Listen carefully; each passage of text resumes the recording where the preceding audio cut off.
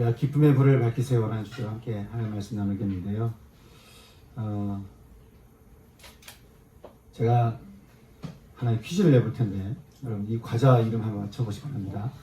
과자 이름 예전에 한번 맞춰봐. 어떤 과자인지. 찹쌀을 곱게 빻, 네이버에 나온 걸 제가 그려 적었는데, 찹쌀을 곱게 빻 고운 가루를 만든 다음 반죽해가지고 살짝 말려서 속이 비게끔 기름에 튀긴 과자. 주방에서 전답이 나왔는데, 열알기를 쓴 연한 박지원 이 과자에 대해서 이렇게 말을 한 거예요. 이거는 깨끗하고 모양이 예뻐서 먹음직스럽기는 해도 속이 텅 비어 있어서 아무리 먹어도 배가 부르지 않다. 그뿐 아니라 이게 잘 부서져서 훅 불면 눈가루 같이 날려버리니 사람들은 겉만 번지르르 하고 실속 없이 텅 빈 것을 가리켜서 이거라고 한다. 올 것 같아요.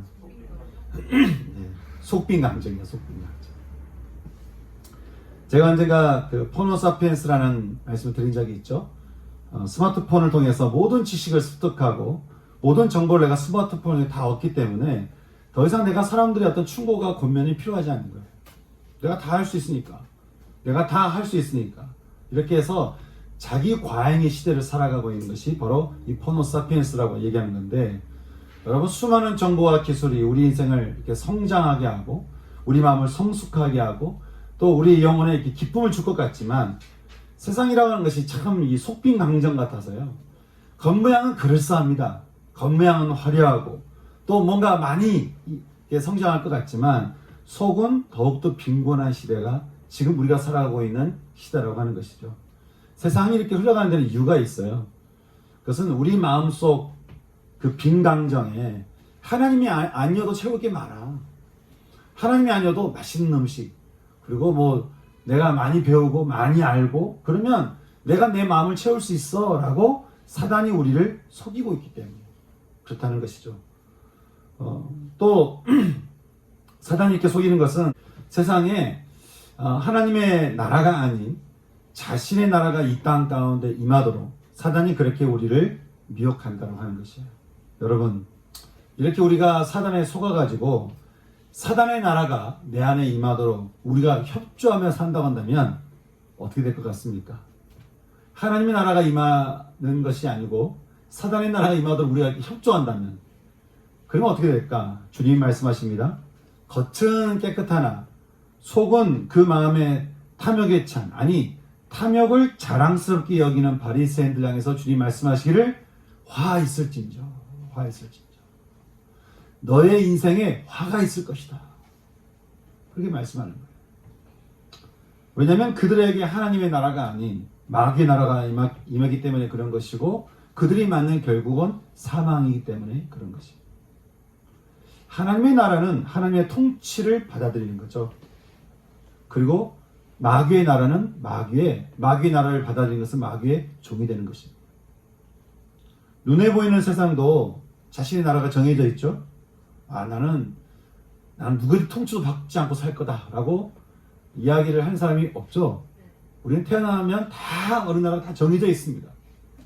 그런 것처럼 여러분 우리의 영혼도 우리가 인정하든 인정하지 않든 우리는 이 나라에 있든지 저 나라에 있든지 우리가 그렇게 속해지게 된다고 하는 것입니다. 사랑하는 성도 여러분, 여러분의 마음에는 지금 어느 나라가 있으십니까? 여러분 마음에는 하나님의 나라가 있으십니까? 아니면 마귀의 나라가 여러분 가운데 침투해 있습니까? 주님이 요한복음 10장 10절에서 이렇게 말씀하셨어요. 마귀가 우리에게 오는 것은 우리의 영혼을 도둑질하고 우리를 죽이고 우리를 멸망시키려는 것뿐이요. 주님이 온 것은 우리로 하여금 생명을 얻게 하고 더 풍성히 얻게 하려는 것이라고. 마귀가 우리에게 오는 것은 우리의 영혼을 도둑질하는 거예요. 우리를 죽이고 멸망시키는 거예요. 근데 주님이 우리에게 오는 것은 우리에게 생명을 주고 우리로 하여금 생명을 더 풍성히 얻게 하는 것이죠. 로마서에서 바울은 말합니다. 하나님의 통치 아래 있는 자들은 하나님의 통치 아래 있는 자들에게는 결코 정죄함이 없나니 이는 그리스도 예수 안에 있는 생명의 성령의 법이 죄와 사망의 법에서 우리를 해방시킨다는 것이죠. 마귀가 우리를 자꾸 그렇게 정죄하고 우리하여금 죄와 사망의 법을 우리를 끌고 가는데 하나님 나라가 임하면 그것을 풀어버리고 우리를 해방시킨다는 것이죠. 오늘 성식 교독으로 읽은 시편 146편 말씀도 그렇게 말을 하죠. 여호와 하나님에게 자기의 소망을 둔 자는 복이 있도다. 다시 말해서 하나님의 법, 하나님의 말씀을 내 인생의 소망이라고 여기는 자는 복이 있다는 거예요. 줄인 자들에게는 먹을 것을 주시며 갇힌 자들에게 자유를, 맹인들에게는 눈을 여시고 넘어진 자는 일으키고 나그네들은 보호하며 사회의 약자들인 고아와 과부를 붙들어주는 이 은혜가 하나님 나라가 임할 때 우리 가운데 임한다고 하는 것이죠. 여러분, 정말 우리가 하나님의 통치를 이렇게 받아들이고 우리가 하나님 나라를 받아들이면 정말 이런 일들이 우리 삶 가운데 일어날까요? 이게 그냥 성경에만 말을 하는 것이 아니라 정말 우리가 하나님의 통치를 받아들이고 하나님의 나라가 내게 임하도록 우리가 주님을 영접한다면 정말 이 일들이 우리 가운데 일어나겠냐라고 하는 거예요. 우리 오늘 마태복음 11장에서 하나님의 나라가 임한, 그래서 사랑과 나눔과 기쁨의 불이 환하게 펼쳐지는 그런 현장을 우리가 보게 되는데 어떤 현장이었을까요? 오늘 말씀 보니까 세례 요한, 다시 말해서 사람들을 모아다가 세례를 베풀었던 이 세례 요한이 제자들 예수님께 보내서 이런 질문을 던졌어요. 뭐라고 했냐면 과연 우리에게 오신다는 분이 당신입니까? 아니면 우리가 다른 사람을 기다려야 되는 겁니까? 이 말은요, 구약의 선지자들이 우리에게 찾아올 메시아가 있다고 말을 하는데 그 메시아가 당신입니까? 혹시 우리가 다른 일을 기다려야 되는 겁니까? 라고 묻는 거예요. 세례 요한이 예수를 향해서 언젠가는 저분이 하나님의 어린 양이다 라고 해놓고 이게 이렇게 질문을 던지고 보면은 아마 예수는 어떤 분인가에 대해서 이렇게 굉장히 많은 논란이 있었던 것 같아요. 당신이 메시아입니까? 아니면 혹시 우리가 다른 일을 기다려야 되는 겁니까? 여러분, 메시아가 어떤 뜻이라고 했죠? 메시아는 딱 세 가지가 있어야 된다겠죠? 떠올려야 된다겠죠? 뭐죠? 선지자요? 대제사장이요? 예, 왕이요? 대제사장. 우리는 우리가 믿고 따르는 분이 어떤 분인지를 알고 우리는 믿어야 됩니다. 그분이 우리의 왕이라는 것이죠. 또 그분은 하나님과 우리 사이를 중재해주는, 그분은 대제사장이요. 그리고 우리에게 소망의 메시지를 계속 전해주는 그분은 우리의 선지자라는 거예요. 제가 이게 서점에 가는 책 보는 걸 좋아하는데 서점에 가면은 소망에 대한 이야기를 하는 것 같아요. 사실은 그 읽어보면 그렇게 소망이 들지는 않아요. 근데 이거를 이렇게 되면 이렇게 될 것이다.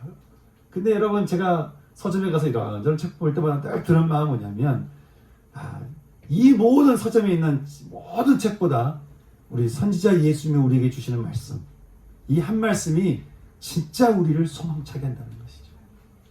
그래서 주님은 정말 우리의 소망의 하나님이라고 하는 거예요.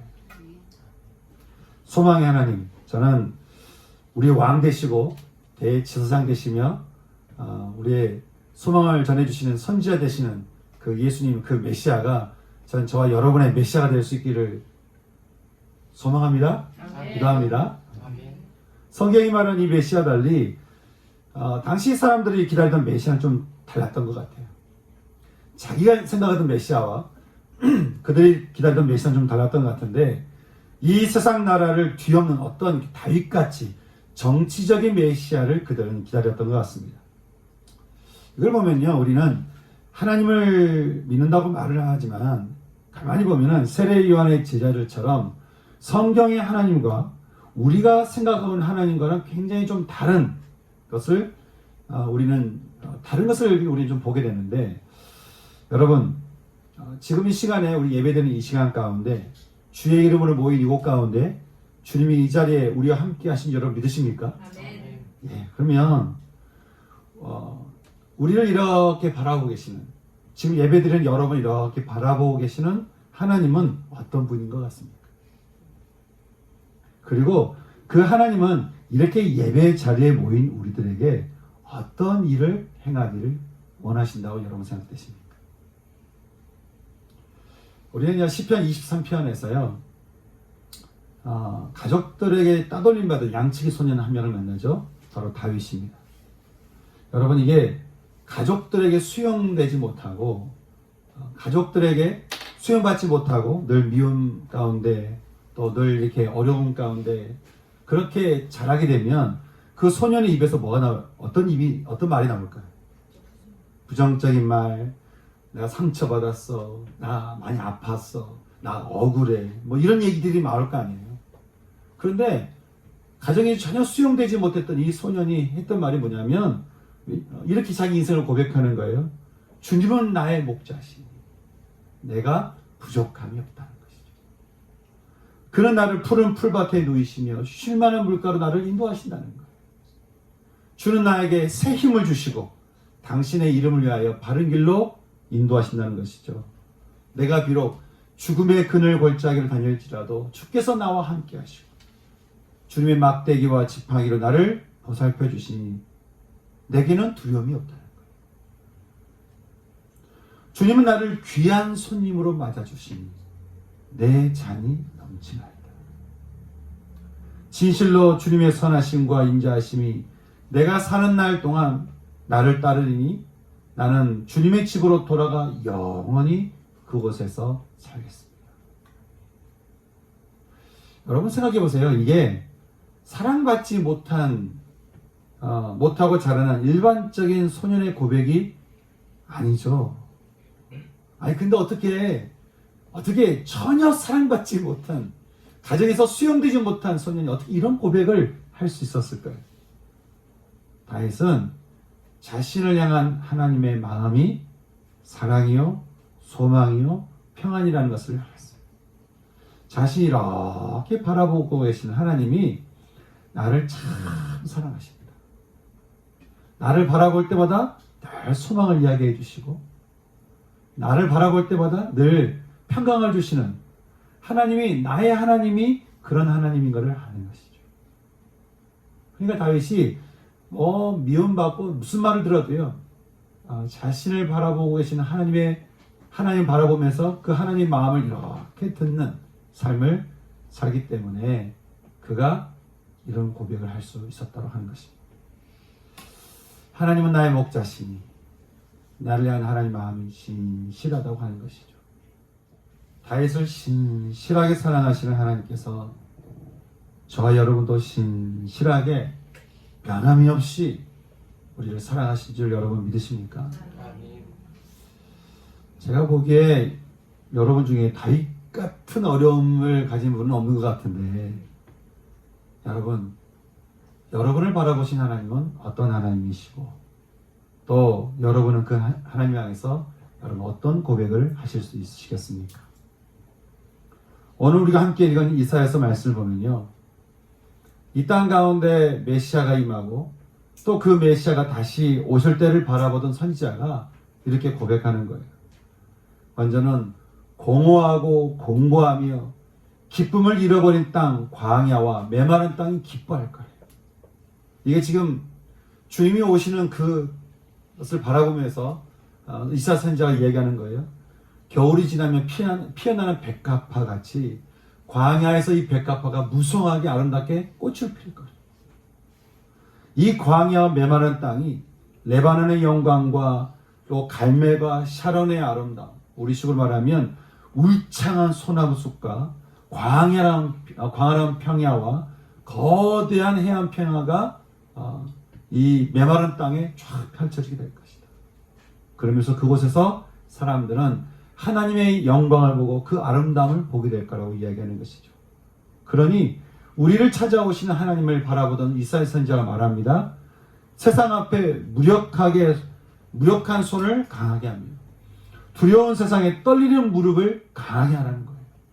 그러면서 세상 앞에 겁내는 자들이여 굳세어라. 세상 앞에 있는 자들이여 두려워하지 말라는 거예요.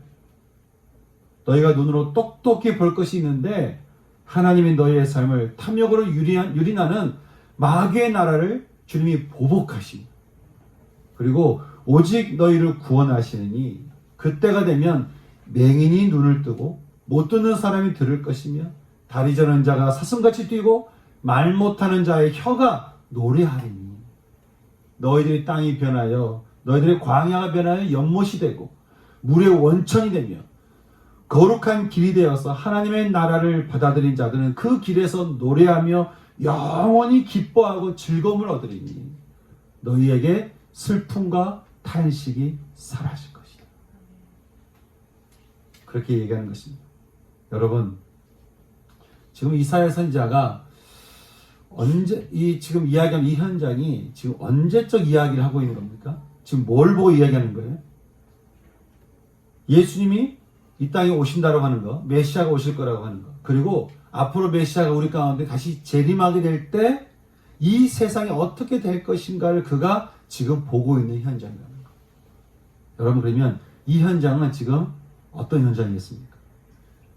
예수님이 오신 이후로부터 지금, 그리고 앞으로 우리가 맞이하게 될 이 모든 날들이 지금 이사야 선지자가 이야기하고 있는 이 날이 바로 우리의 날이라는 거예요. 이게 무슨 먼 얘기도 아니고 다른 이야기도 아니고 지금 우리가 살고 있는 이 시대의 이야기를 지금 이사야 선지자가 지금 굉장히 오래전에 수천 년 전에 이것을 봤다는 거예요. 여러분, 그러면 이사야 선지자가 그렇게 봤던 이 모습, 병든 자가 치유되고 죽은 자가 살아나고 가난한 자들에게 기쁨의 소식이 들려지는 이 현장이 지금 우리가 있는 이 현장이라고 수천 년 전에 이사야 선지자가 바라봤다 한다면, 그러면 예수님이 과연 말씀하신 대로 이 땅에 오셨고 하나님의 나라를 들고 이 땅에 오셨고 복음을 우리에게 전해 주셨고, 그래서 복음을 받아들이고 있는 우리가 이 복음 때문에 우리가 새로운 삶을 살게 되었다라고 하는 이 복음의 시대에 여러분, 과연 여러분은 말씀하신 대로 그런 현장 가운데 살고 있냐고 하는 것입니다. 성경은 이렇게 메시아가 오심을 두고 상상을 초월한 소망의 메시지를 계속해서 쏟아내면서 너희에게 이런 시대가 올 거라고, 너희에게 이런 불이 밝혀질 거라고, 너희 가운데 이런 기쁨의 불이 너희 가운데 밝혀지게 될 거라고 이렇게 말씀하시면서 알려주시는데, 그런데 이 말씀을 우리가 들으면서 그것을 있는 그대로 받아들이는 것이 아니고 우리는 꼭 우리식으로 바꿔서 해석을 해요. 이스라엘 백성들이 그런 거예요. 이렇게 수없이 말씀하는데도 불구하고 그들이 생각한 메시아는 정치적인 메시아였어요. 마치 다윗처럼 군대를 끌고 와서 우리를 해방시켜줄 메시아. 이 메시아를 그들이 생각했다고 하는 것이죠. 예수님이 그들이 생각한 메시아와 다른 것을 두고 굉장히 당황했던 것 같습니다. 왜냐하면 그들이 기다린 메시아는 정치적인 메시아이기 때문에 그런 것이죠. 그러니 하나님 앞에 그들이 대놓고 하나님 맞냐고 물어보는 거 아니에요. 당신이 메시아입니까? 그러자 같은 본문이 실린 누가복음에서 이렇게 말합니다. 마침 그때에 예수께서 질병과 고통과 및 악귀 들린 자들을 많이 고치시며 또 많은 맹인을 보게 하시니라. 그러면서 말씀하시기를 너희는 가서 보고 이 보고 들은 것을 요한에게 알리라는 거예요.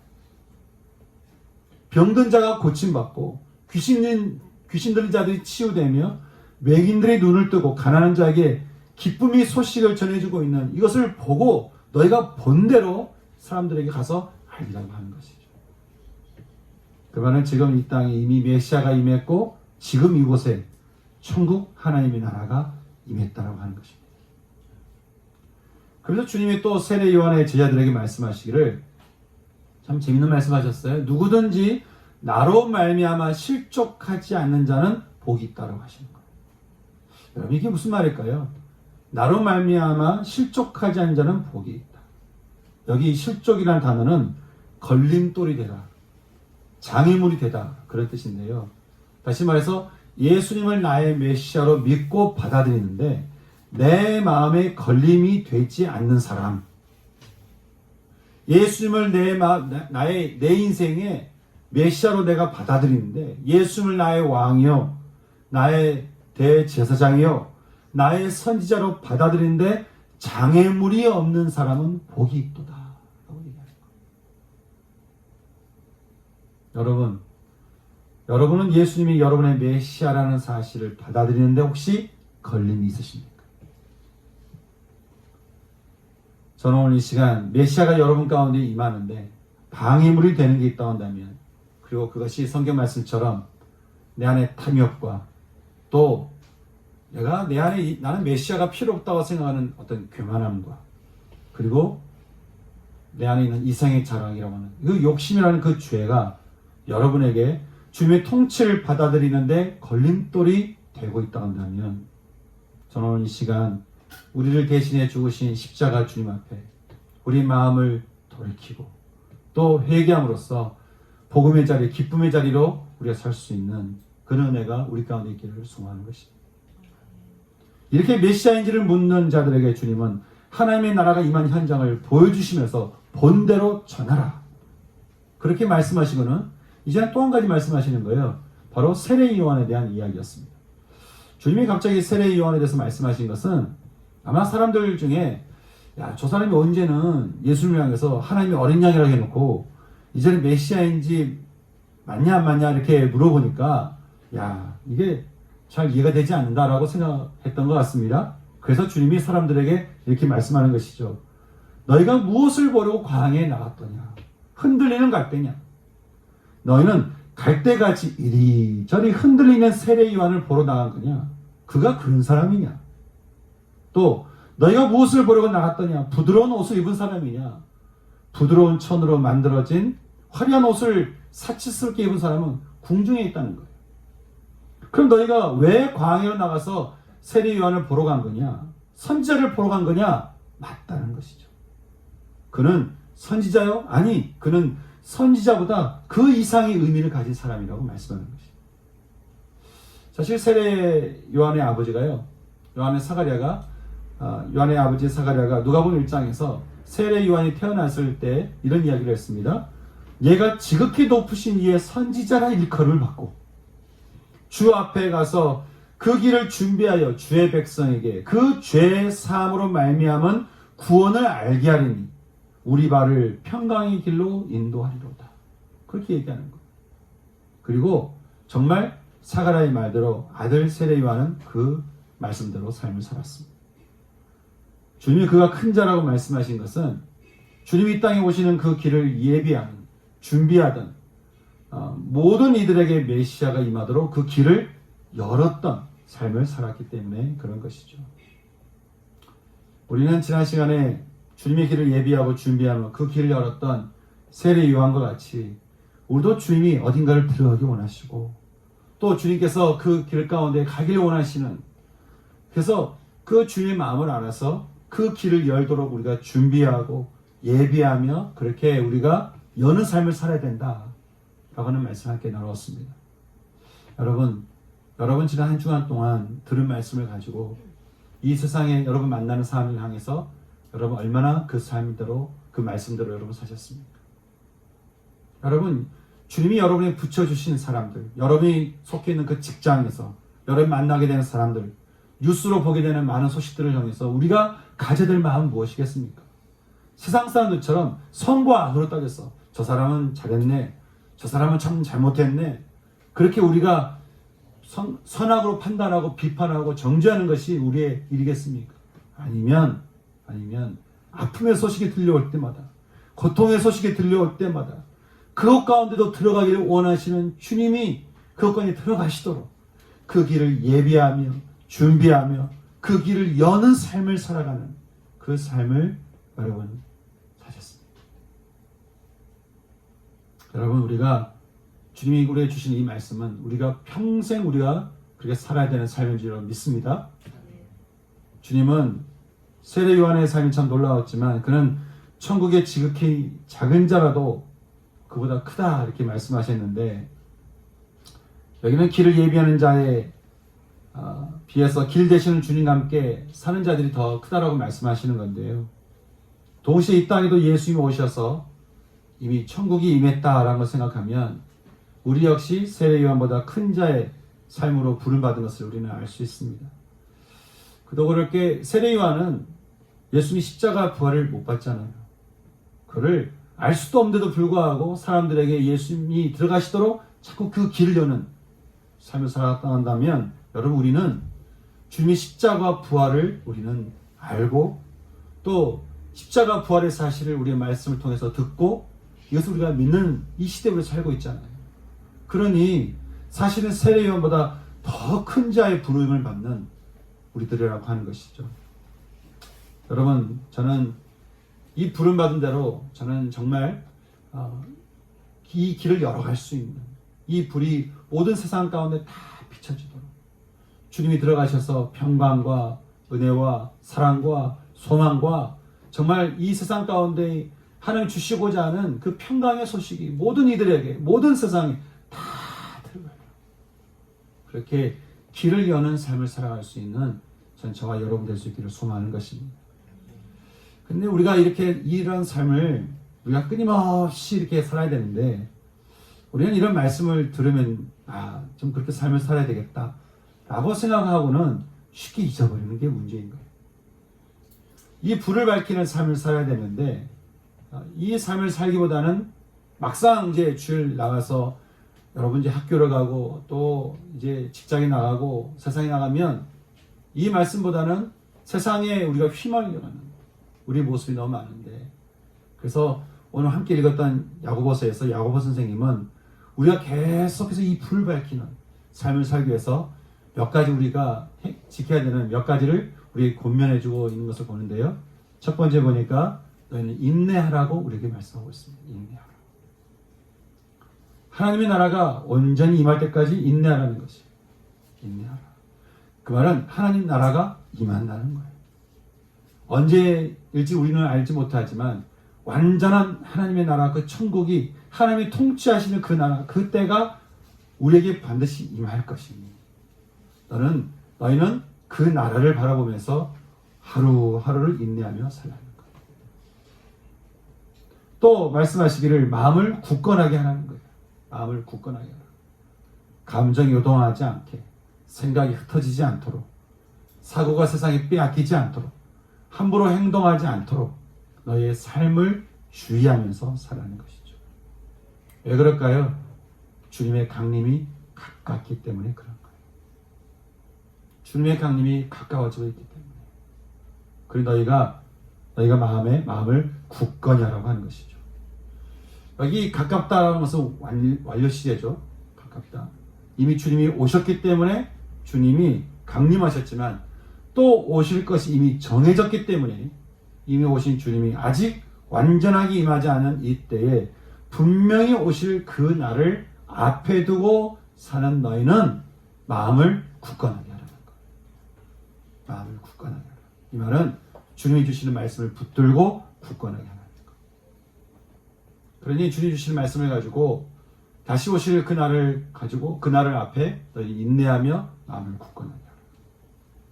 그래서 또 말씀하시기를 형제들아 그래서 이 마지막 때 너희는 살면서 서로 원망하지 말고 지금 어려움이 누구 때문이라고 불평하거나 미워하거나 원망하지 말고 심판조가 이미 문 앞에 서 계시니 형제들아 주의 이름으로 말한 선지자들이 그 날을 두고 고난과 오래 참음으로 살았던 그 삶을 너희가 본받으라고. 그러니 인내하고 마음을 굳건히 하여 원망하지 말고 그 날을 기다리며 너희가 살라고 우리에게 말씀하는 것이죠. 이런 말씀을 가지고 우리가 생각해 볼 수 있는 것은 야고보 선생님이 이렇게 말씀하면서 이 마지막 때를 너희가 주의 오심을 기다리면서 이렇게 살아가게 될 때 그럴 때 너희가 불이 꺼지지 않게끔 너희가 살 수 있으니 어떻게 해요? 주님이 우리에게 주시는 말씀이 이미 우리에게 주신 이 복음의 빛을 우리가 꺼지지 않는 삶을 사는 것. 여러분 이것이 얼마나 우리에게 중요한 삶이겠습니까? 복음을 듣고 세상에 나가서 불이 희미하게 커지고 불이 꺼져 있게 되면은 여러분 어떻게 우리 가운데 하나님 나라가 임하여서 우리 삶 가운데 하나님 나라를 이루시겠습니까? 저는 이 시간에 여러분 마음 가운데 이미 주신 그 복음의 그 빛, 그 기쁨의 그 빛이 혹시 내가 꺼져 있지는 않은지 혹시 이게 희미해져 있지는 않은지 아니면 혹시 메시아가 우리 가운데 임하신 것에 대해서 내가 혹시 방해하고 있지는 않은지 내가 그것을 해방하고 있는 것은 아닌지 내 마음의 어떤 생각과 주장 때문에, 고집 때문에 하나님의 나라가 내 안에 충만히 임하여서 그래서 온전히 내 삶이 변화되는 이사야 선지자가 봤던 그 현장이 내 현장이 되는 것을 꿈꾸며 살아야 되는데 혹시 그렇게 살지 않니? 내가 오히려 세상을 꿈꾸며 세상을 바라보며 살고 있지는 않는지. 오늘 이 시간에 저는 온전히 주님의 나라가 우리 가운데 임하기를 소망합니다. 이사야 선지자가 봤던 그 나라, 그 현장이 내 삶의 현장이 되기를 소망하며 기도할 수 있는 저는 시간이 됐으면 좋겠습니다. 그래서 이 시간에 잠시 우리가 이렇게 기도하고 싶은 것은 두 가지 두고 기도하고 싶은데요. 하나는 주의 나라가 우리 가운데 임하지 못하고 있는, 혹시 내 안에 방해하고 있는, 해방하고 있는, 장애물로 있는 것이 있다고 한다면 시간 주님 앞에 우리가 회개하면서 마음을 돌이키면서 그렇게 기도했으면 좋겠습니다. 주님, 이사야 선지자가 봤던 그 현장이 제 현장이 되기 원합니다. 제가 방해하는 거, 장애물로 있는 거, 하나님, 제가 주 앞에 회개하오니 저를 불쌍히 여겨주시고 십자가 보혈의 피로 깨끗이 씻어주셔서 온전히 주의 나라가 내 안에 충만히 임하기를 소망합니다. 그렇게 여러분 기도하시고 또 한 가지 기도하실 것은 주의 나라가 나뿐만 아니라 주님께서 우리에게 만나게 해준 우리의 가족들, 우리가 만나게 모든 분들 가운데서도 이 나라가 임할 수 있도록 주님 인도하여 주옵소서. 특히 대한민국에 그리고 우크라이나 땅 가운데서도 이 하나님 나라가 임할 수 있도록 함께 기도했으면 좋겠습니다. 그렇게 주님의 나라가 우리 안에 충만히 임하도록 말씀을 붙들고 함께 기도하는 시간 되기를 소망합니다. 함께 말씀을 가지고 기도하겠습니다. 기도하시겠습니다.